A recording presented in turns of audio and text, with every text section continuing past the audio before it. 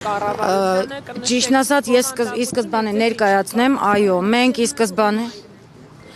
ես Բելա Գալստյանն եմ, Գալստյանի իմ ամուսնական ազգանունն է, ես զոհված զինծառայող Սասուն Ավանեսյանի հարազատ քույրն եմ։ Հենց առաջին օրվանից մենք որ եկել ենք, մենք ոչ մի րոպե կանգ չենք առել մեր այս խնդրի լուծմանը հասնելու համար։ Բազմիցս անգամներ դիմել ենք տարբեր կառույցներ, մի կառույցին ոչ թե մի անգամ, այլ մի քանի անգամ։ Ի սկզբանե դիմել ենք Կարմիր խաչին։ Ահագին ժամանակ Կարմիր խաչի հետ կապ պահելուց հետո, բայց զուգահեռ կապի մեջ ենք եղել վարչապետի աշխատակազմի հետ նամակների փոխանցմամբ ու նամակի պատասխան ստանալու վերաբերյալ։ Բացի Կարմիր խաչից դիմել ենք Սիրանուշ Սահակյանի գրասենյակի համապատասխան գործով զբաղվող աշխատակիցների հետ, որ պետքա Եվրոդատարան դիմեր։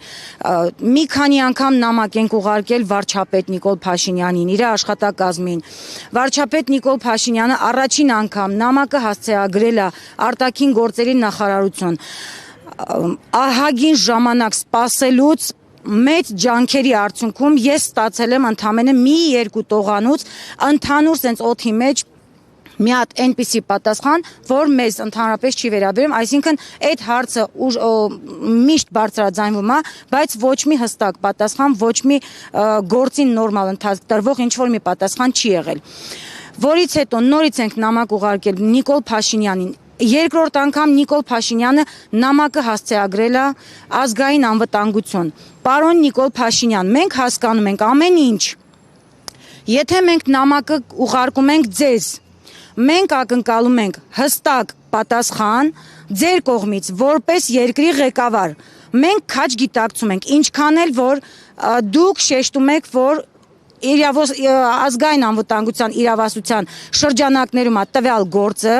բայց միաժամանակ նաև մենք հասկանում ենք, որ ոչ մի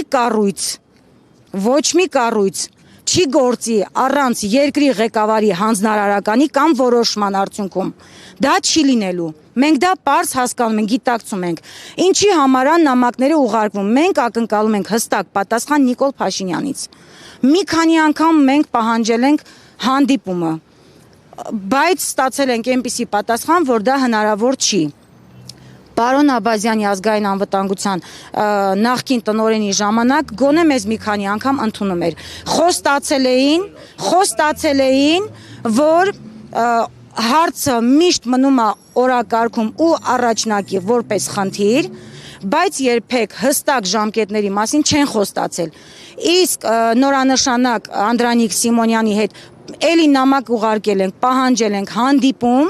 հարազատների հետ։ Մենք նամակի պատասխան որպես այդպեսին ստացել ենք, որ գրաֆիկի խիստ ծանրաբեռնվածության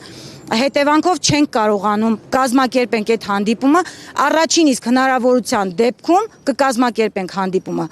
2 տարուց ավել է արդեն, մենք սպասել ենք, մենք համբերատար, հանդուրժել ենք, սպասել ենք, գիտակցելով, հասկանալով, խնդրի ամեն ինչը, մի խոսքով, երկրի վիճակը, այս ամեն ինչը, բայց էլ արդեն համբերելու տեղ չկա։ Մենք նույնիսկ մեր վերջին նամակի մեջ շեշտել ենք, եթե հնարավոր չի պետության շրջանակներում այս գործին, այս հարցին լուծում տրվի, մենք որպես հարազատներ պատրաստ ենք հասնել հակարի անցակետ։ Գոնե մեր անխոչնդոտ հակարի հասնելը ապահովի, չենք ասում մեր անվտանգությունը ապահովի, այսինքն մեզ ոնց որ կառավարության շենքի դեմն են համապատասխան աշխատակիցները խոչընդոտում են, չեն թույլատրում առաջ անցնենք։ Դիմել եք նաև Վահագն Խաչատուրյանին, որովհետև ինքը այլևին շնորհակալություն էր հայտնում, դիմել եք նրան, որ զբաղվի այս հումանիտար հարցով, թե ինքը միայն շնորհակալություն հայտնելու համար է։ Մենք Նիկոլ Փաշինյանին, գիտակցելով, որ երկրի ղեկավարը Նիկոլ Փաշինյանն է, ամեն ինչ, ամեն մի կառույց, ես նորից եմ շեշտում, գործում է իր որևիցե որոշմամբ եւ հանձնարարականով։ Հնարավոր չի ոչ մի կառույց ինքնագլուխ ինչ-որ մի գործին կամ ընթացք տա կամ առավել եւս հարցին լուծում տա։ Իսկ ձեզ համար հասկանալի էր ինչու շնորհակալություն հայտնում